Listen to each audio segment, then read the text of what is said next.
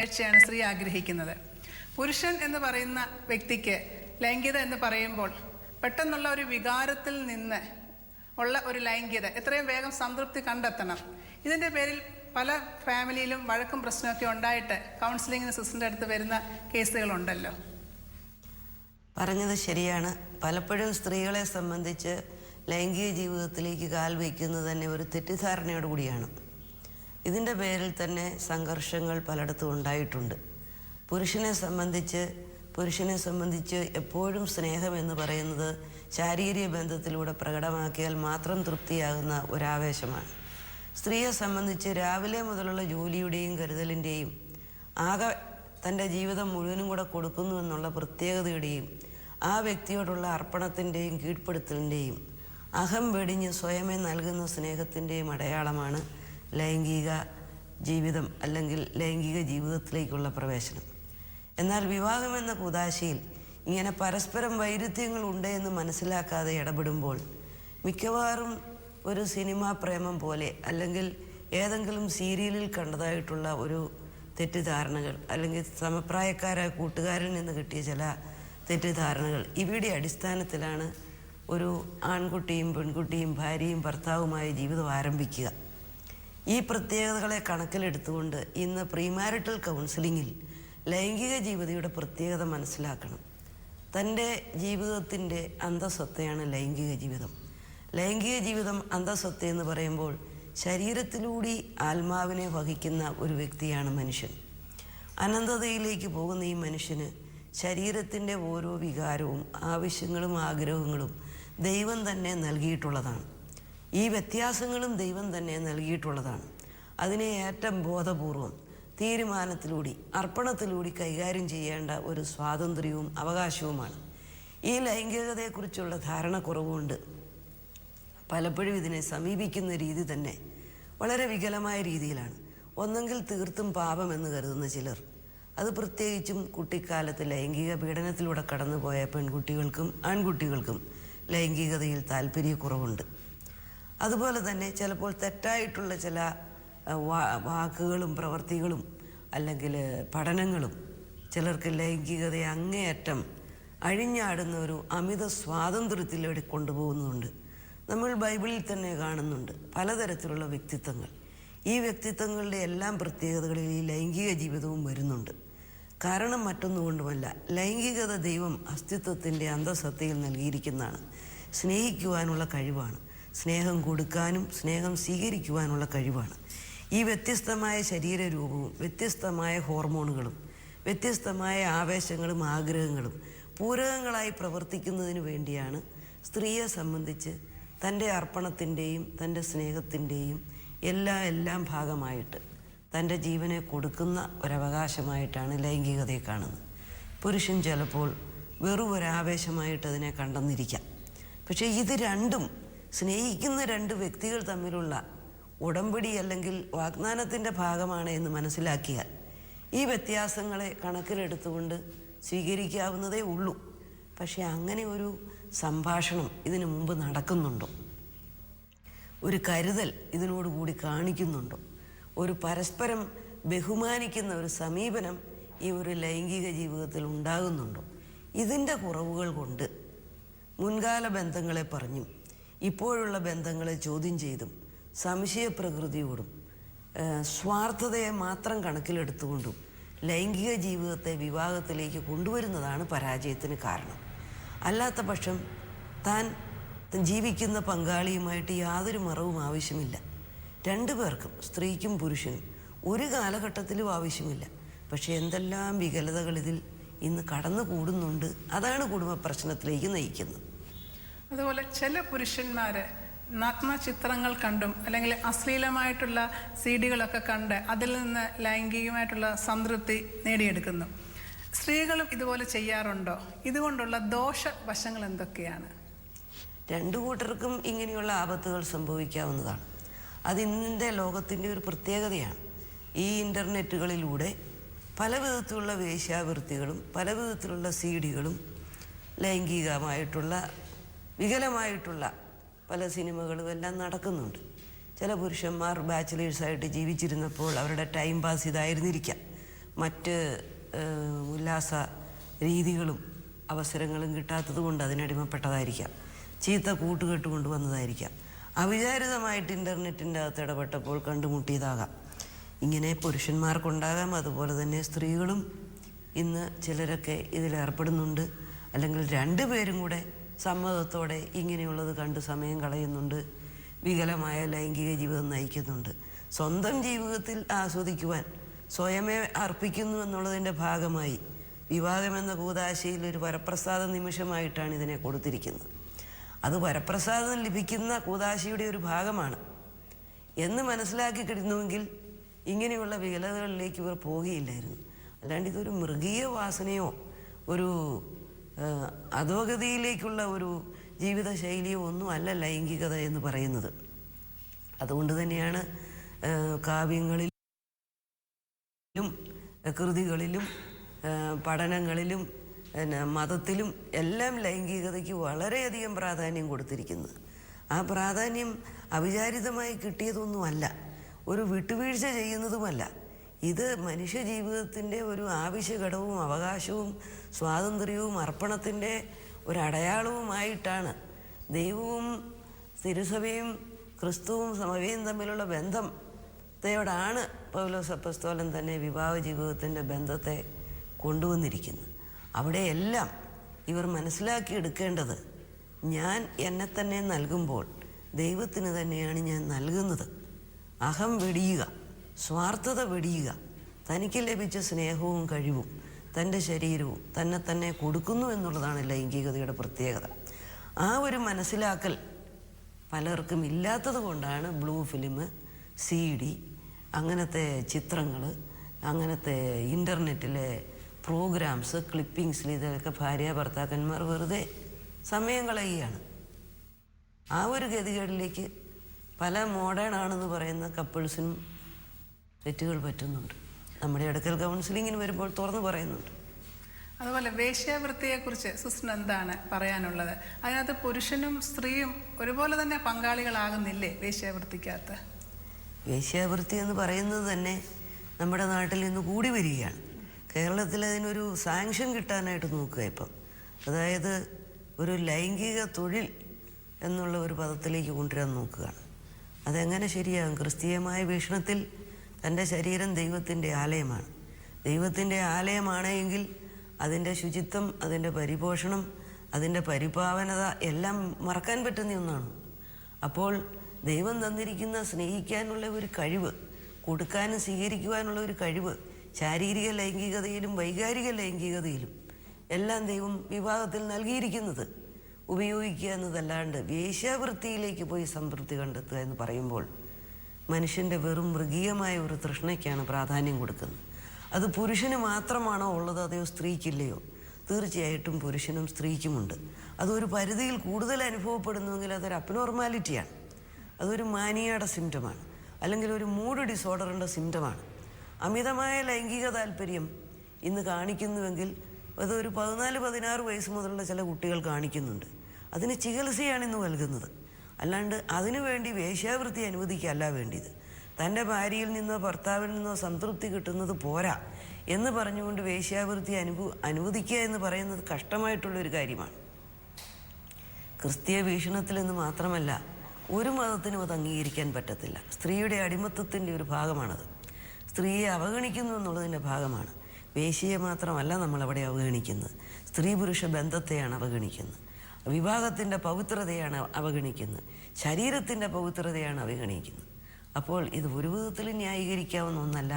പക്ഷേ പല ജോലിക്കാരും പല വിധത്തിലുള്ള ജോലിയിൽ ഏർപ്പെട്ടിരിക്കുന്നവരും കൂടുതൽ സമയം തൻ്റെ ജീവിത പങ്കാളിയിൽ കൂടുതൽ ചെലവഴിക്കുന്നതിനേക്കാൾ കോവർക്കേഴ്സിൻ്റെ കൂടെ നടക്കുന്നു, അവരുടെ കൂടെ ഔട്ടിങ്ങിന് പോകുന്നു, അവരുടെ കൂടെ വീക്കെൻഡുകൾ ചെലവഴിക്കുന്നു, ഹോളിഡേയ്ക്ക് പോകുന്നു. ഇന്ന് ഇങ്ങനെയുള്ള ദുശീലങ്ങൾ നമ്മുടെ നാട്ടിലേക്ക് വന്നത് തന്നെ അറിവില്ലായ്മ കൊണ്ടാണ്.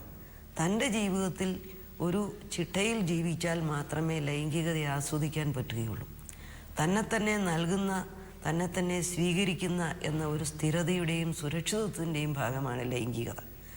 ആ പ്രത്യേക സ്നേഹത്തെ, ആ അർപ്പണത്തെ വേശ്യാവൃത്തിയിലേക്ക് വഴിതെളിക്കുന്നത് ഒരിക്കലും ശരിയായ പോക്കല്ല.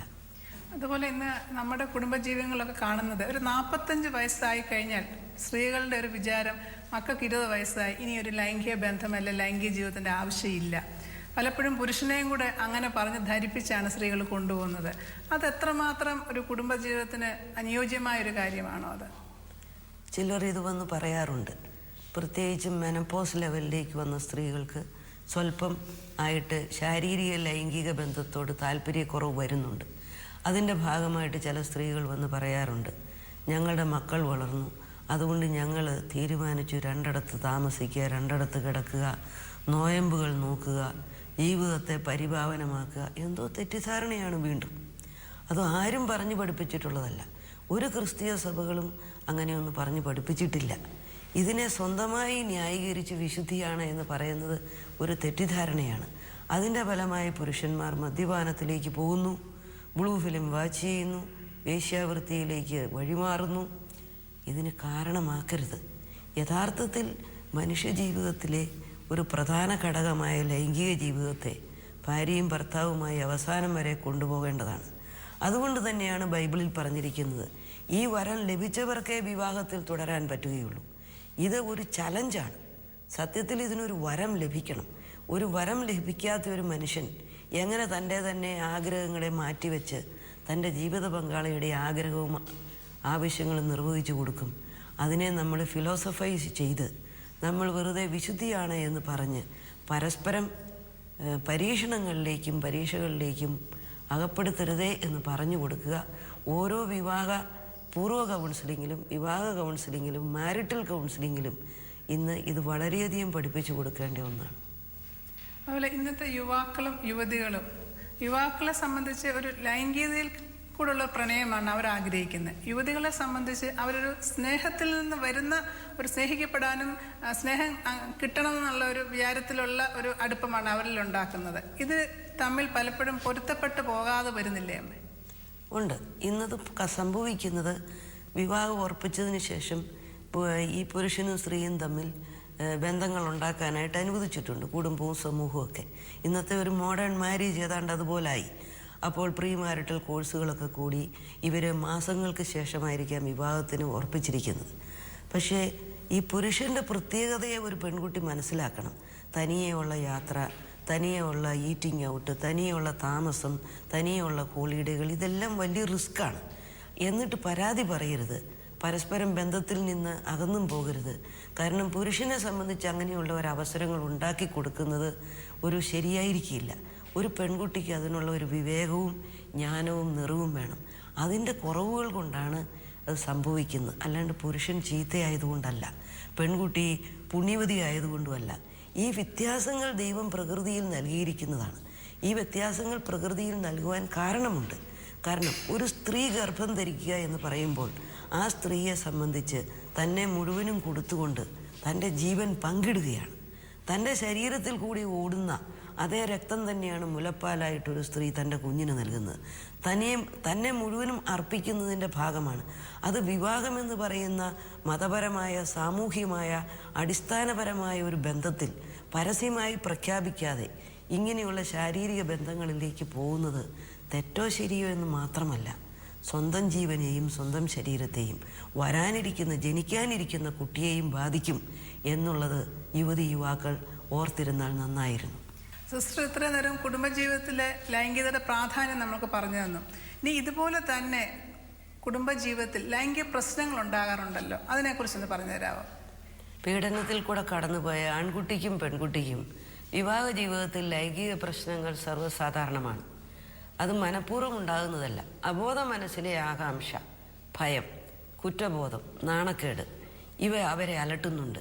തൻ്റെ ലൈംഗിക പീഡനം കുട്ടിക്കാലത്ത് നടന്നത് തൻ്റെ ഒരു സൂക്ഷ്മമില്ലായ്മ കൊണ്ടാണ് എന്ന് ആരെങ്കിലും അവരെ കണ്ടമാനം അരിശപ്പെട്ടിട്ടുണ്ട്. ഒരിക്കലും ഒരു കുട്ടിയുടെ സൂക്ഷ്മതയില്ലായ്മ കൊണ്ടല്ല ലൈംഗിക പീഡനം നടക്കുന്നത്. ലൈംഗിക പീഡനത്തിന് ഇരയാകുന്ന കുട്ടികളെ പീഡോഫീലിയ ഉള്ള അബ്നോർമലായിട്ടുള്ള ആൾക്കാർ അല്ലെങ്കിൽ മൂഡ് ഡിസോർഡറുള്ള അബ്നോർമലായിട്ടുള്ള ആൾക്കാർ ദുരുപയോഗിക്കുന്നതാണ്. അതിൻ്റെ ഉത്തരവാദികൾ ഈ കുട്ടികളല്ല, ഇവർ നിഷ്കളങ്കരാണ്. അതവരെ പറഞ്ഞ് മനസ്സിലാക്കുമ്പോൾ ലൈംഗിക ജീവിതം സുഗമമായി പോകുന്നുണ്ട്. പല വിവാഹ ജീവിതത്തിലെയും ലൈംഗിക പ്രശ്നത്തിന് പ്രധാന കാരണം അതാണ്. കുട്ടിക്കാലത്തുണ്ടായ ഈ ആഘാതം സുഖപ്പെടുത്താതെയാണ് വിവാഹത്തിൽ പ്രവേശിക്കുന്നത്. വിവാഹത്തിൻ്റെ ആദ്യ രാത്രി തുടങ്ങി അവർ അമിതമായി സംഭാഷണം, അല്ലെങ്കിൽ ആകെ വെപ്രാളം കാണിക്കുന്നു, ഉറക്കക്കുറവ്, പനി, വിവിധ തരത്തിലുള്ള ശാരീരിക അസുഖങ്ങളെല്ലാം പറഞ്ഞ് വിവാഹബന്ധത്തിൽ നിന്ന് മാറി നിൽക്കും. മറ്റു ചിലരാകട്ടെ വിവാഹബന്ധത്തിൻ്റെ മധ്യാഹ്നത്തിലേക്ക് വരുമ്പോൾ ലൈംഗികമായിട്ട് മറ്റു പലരെ അന്വേഷിച്ച് നടക്കുന്ന ഒരു പ്രത്യേക സ്വഭാവം കാണിക്കുന്നു. ഇവിടെയെല്ലാം കുറ്റബോധവും അരിശവും വെറുപ്പും നാണക്കേടും ഉള്ളിൽ ഉറഞ്ഞുകൂടിയത് കൊണ്ടാണ്. അതിനെ ഒരു കൗൺസിലിങ്ങിലൂടെ സുഖപ്പെടുത്തുമ്പോൾ ലൈംഗിക ജീവിതം സുഗമമാകുന്നു. വേറെ ചില പെൺകുട്ടികൾ അമ്മമാർ വളരെ കർശനമായിട്ട് ശിക്ഷിക്കുകയും ശിക്ഷണം നൽകുകയും കൂടത്തി കടത്തി ഉറക്കുകയും എല്ലാ സാധനങ്ങളും അവർക്ക് വേണ്ടി ചെയ്തു കൊടുക്കുകയും ചെയ്തതിൻ്റെ ഫലമായി സ്ത്രീത്വത്തിലേക്ക് വളർന്നിട്ടില്ല. ചെറിയ പെൺകുട്ടികളെ പോലെ ഫ്രിജിഡിറ്റി. അപ്പോൾ വീണ്ടും പുരുഷനുമായി ബന്ധത്തിലേക്ക് വരുവാൻ തൻ്റേതായ ഒരു തനതാത്മകത കണ്ടെത്തിയിട്ടില്ല. ആ അനന്യതാബോധം ഇല്ല എങ്കിൽ സ്ത്രീയെ സ്ത്രീയായും പുരുഷനെ പുരുഷനായും സ്വീകരിക്കാൻ ചില പെൺകുട്ടികൾക്ക് പറ്റുന്നില്ല. ആൺകുട്ടികൾക്കും അമിതമായി ലാളിച്ച് ഒറ്റപ്പോരാടമായി വളർന്ന് ജീവിച്ച ഒരു കുട്ടിക്കും ചിലപ്പോൾ അമ്മയെ പിരിഞ്ഞ് ഭാര്യയോട് ചേരാൻ പറ്റാതെ വരും. ആയതുകൊണ്ട് ഭാര്യ ഭർത്തൃ ബന്ധത്തിൽ മാതാപിതാക്കളോട് വിട പറഞ്ഞ് ഒരുമിക്കുക എന്നുള്ളത് ഒരു ദൈവിക നിശ്ചയമാണ്. അസ്തിത്വത്തിൻ്റെ ഒരു വിളിയാണ്, ഒരു പൂർണ്ണതയാണ്. അതിലേക്ക് വളരുക എന്നുള്ളത് അനിവാര്യ ഘടകമാണ് മനുഷ്യജീവിതത്തിൽ. അപ്പോൾ ആ ഒരു കമ്മ്യൂണിയനിലേക്ക് വരിക, തൻ്റെ തന്നെ ആ അസ്തിത്വത്തിൻ്റെ പ്രാധാന്യത്തെ മനസ്സിലാക്കി തൻ്റെ ശരീരത്തെ അംഗീകരിക്കാൻ പഠിക്കുക, തൻ്റെ ലൈംഗികതയുടെ പ്രത്യേകതയെ അംഗീകരിക്കാൻ പഠിക്കുക, വികാര വേലിയേറ്റങ്ങളെ മനസ്സിലാക്കുക, തൻ്റെ ഇഷ്ടങ്ങളും അനിഷ്ടങ്ങളും ശരീരത്തിൽ അനുഭവപ്പെടുന്നതിനെ ജീവിത പങ്കാളിയുമായിട്ട് തുറന്നു വയ്ക്കാൻ പഠിപ്പിക്കുക, രണ്ടുപേരുടെ ആഗ്രഹങ്ങളെ മാനിച്ചുകൊണ്ട് ബന്ധങ്ങളിൽ ഏർപ്പെടാൻ പഠിപ്പിക്കുക. ഇതെല്ലാം പ്രീമാരിറ്റൽ കൗൺസിലിങ്ങിൽ ഒരു പരിധിവരെയെങ്കിലും മനസ്സിലാക്കിയാൽ ലൈംഗിക പ്രശ്നങ്ങൾ ഒഴിവാക്കാം. മറ്റ് ലൈംഗിക പ്രശ്നങ്ങൾ ഇതിലും ഗുരുതരമാണ്. അത് മനോരോഗത്തിൻ്റെ അടയാളങ്ങളാണ്. Mania, mood disorder, schizophrenia, personality disorder, ഇതൊക്കെ ഉള്ളവർക്ക് ചിലപ്പോൾ ലൈംഗിക ബന്ധം തന്നെ സാധിക്കാതെ വരുന്നുണ്ട്. മറ്റു ചിലർക്ക് അമിതമായ ലൈംഗിക ആവേശം കൊണ്ട് എത്രമാത്രം നൽകിയാലും പറ്റാത്ത ഒരവസ്ഥയിലേക്ക് മാറുന്നുണ്ട്. ഇവിടെയെല്ലാം സൈക്യാട്രിസ്റ്റിനെ തന്നെ കണ്ട് ഒരു ട്രീറ്റ്മെൻറ്റ് എടുക്കേണ്ടതായിട്ട് വരുന്നുണ്ട്. മറ്റ് ലൈംഗിക പീഡനങ്ങൾ എന്ന് പറയുന്നത് ഹോമോസെക്ഷലാകുക എന്നുള്ളതാണ്. ഇന്ന് നമ്മുടെ നാട്ടിലും സ്വയവർഗ പ്രേമങ്ങൾ കൂടി വരുന്നുണ്ട്.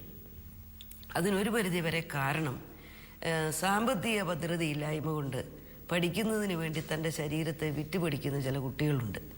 അതിൽ മുതിർന്ന ആൺകുട്ടികൾ ചെറിയ ആൺകുട്ടികളെ, മുതിർന്ന പെൺകുട്ടികൾ ചെറിയ പെൺകുട്ടികളെ ദുരുപയോഗിക്കുന്നതായിരിക്കാം ഒരു പരിധിവരെ കാരണം. വീണ്ടും അമ്മയോ അപ്പനോ വളരെ സ്ട്രിക്റ്റായിരുന്നുവെങ്കിൽ അമ്മ വളർത്തുന്ന ആൺകുട്ടിക്കും അപ്പൻ വളർത്തുന്ന പെൺകുട്ടിക്കും ലൈംഗികതയോട് താല്പര്യക്കുറവ് വരും. അവർ സ്വയം ഭോഗത്തിനാണ് ഇഷ്ടപ്പെടുന്നത്. അപ്പോൾ ഭർത്താവ് ഭാര്യയെ സ്വയം ഭോഗത്തിന് പ്രേരിപ്പിക്കുന്നു, ഭാര്യ ഭർത്താവിനെ പ്രേരിപ്പിക്കുന്നു. ഇങ്ങനെയുള്ള അവസ്ഥകളും വിവാഹ ജീവിതത്തിൽ ഉണ്ടായിട്ടുണ്ട്. കുഞ്ഞുങ്ങൾ ജനിക്കാതെ വരുന്നത് കൊണ്ടുള്ള അപകർഷത കൊണ്ടും വന്നിട്ടുണ്ട്. അങ്ങനെ ലൈംഗികമായ പ്രശ്നങ്ങൾ വിവാഹ ജീവിതത്തിൽ ഏതാണ്ട് 8% വരുന്ന ദമ്പതികൾക്കുണ്ട്. അത് നാണക്കേട് വിചാരിക്കാതെ മറ്റേത് രോഗത്തിനും ചികിത്സിക്കുന്നത് പോലെ ഏതൊരു വൈകാരിക പ്രശ്നത്തിനും ഒരു ഉത്തരം കണ്ടെത്തുക എന്നുള്ള ഒരു ധൈര്യം, ഒരു വിവേകം, ഒരു നെറിവ് ആ പിതാവിനും മാതാവിനും ഉണ്ടായിരിക്കണം, ഭർത്താവിനും ഭാര്യയ്ക്കും ഉണ്ടായിരിക്കണം. ഇന്ന് നമുക്ക് സുഖപ്പെടുത്താൻ പറ്റുന്ന എല്ലാ മേഖലകളിലും ആളുകളെ കൊണ്ടുവന്ന് എത്തിക്കാവുന്നതാണ്. വിവാഹ ജീവിതത്തെ പാഴാക്കി കളയാതെ വിവാഹത്തിൻ്റെ വാഗ്ദാനത്തെ, ആ വ്രതത്തെ പാലിച്ചുകൊണ്ട് ഒരു ആത്മീയ നിർവൃതിയിലേക്ക് ലൈംഗിക ബന്ധത്തിലൂടെ വളരാൻ ഭാര്യ ഭർത്താക്കന്മാരെ പഠിപ്പിക്കുക. വയസ്സ് 45 65 എന്ന് ചോദിക്കുകയല്ല വേണ്ടത്. തൻ്റെ ജീവിതത്തിൻ്റെ വിളിയുടെ സ്വാതന്ത്ര്യവും സൗരഭ്യവുമാണ് വിവാഹത്തിലെ ലൈംഗിക ജീവിതമെന്ന് മനസ്സിലാക്കി അതിൽ തൻ്റെ ദൈവത്തെ സ്തുതിക്കത്തക്ക വിധത്തിൽ സ്വന്തം ജീവനെ പരസ്പരം നൽകുവാനാണ് നമുക്ക് ദമ്പതിമാരെ പഠിപ്പിക്കേണ്ടത്. ഒരുപാട് അറിവ് സിസ്റ്റർ ഞങ്ങൾക്ക് പകർന്നു തന്നു. നമ്മുടെ പ്രേക്ഷകരോട് എന്താണ് സിസ്റ്റർ പറയാനുള്ളത്? ലൈംഗിക ജീവിതം എന്നത് ദൈവം നൽകിയ ഒരു വലിയ ദാനമാണ്. പരിശുദ്ധ ത്രിത്വത്തിൻ്റെ ബന്ധം പോലെ ആഴത്തിൽ വ്യക്തിബന്ധങ്ങളെ ശരീരത്തിലൂടെ ബന്ധിപ്പിച്ചുകൊണ്ട് ആത്മാവിലേക്ക് വളരുവാനായി ദൈവത്തിങ്കിലേക്ക് അടുക്കുന്നതിന് വേണ്ടി വിശുദ്ധ പൗലോസ് അപ്പോസ്തലൻ പറഞ്ഞതുപോലെ, എന്നെ കീഴ്പ്പെടുത്തിയ ക്രിസ്തുവിനെ ഞാൻ കീഴ്പ്പെടുത്തുവാൻ എൻ്റെ ജീവിതത്തിൽ അധ്വാനിക്കുന്നു. പരസ്പരം ഭാര്യ ഭർത്തൃ ബന്ധത്തിൽ ലൈംഗിക ജീവിതത്തിന് പ്രാധാന്യം കൊടുത്തുകൊണ്ട് അതിൻ്റെ വിശുദ്ധിയെ കാത്തു സൂക്ഷിച്ചുകൊണ്ട് അതിൻ്റെ പ്രത്യേകതകളെ മാനിച്ചുകൊണ്ട് വൈകല്യങ്ങൾ ഒഴിവാക്കി സഹായം തേടി ദാമ്പത്തിക ജീവിതത്തിൻ്റെ പൂർണ്ണതയിലേക്ക് ഓരോ ദമ്പതിമാരും വളരട്ടെ. ലൈംഗികത ഈശ്വരൻ മനുഷ്യർക്ക് നൽകിയ ഒരു വരദാനമാണ്. ഈ എപ്പിസോഡ് ഇവിടെ അവസാനിക്കുന്നു. അടുത്ത എപ്പിസോഡിൽ കാണുന്നവരെ നന്ദി, നമസ്കാരം.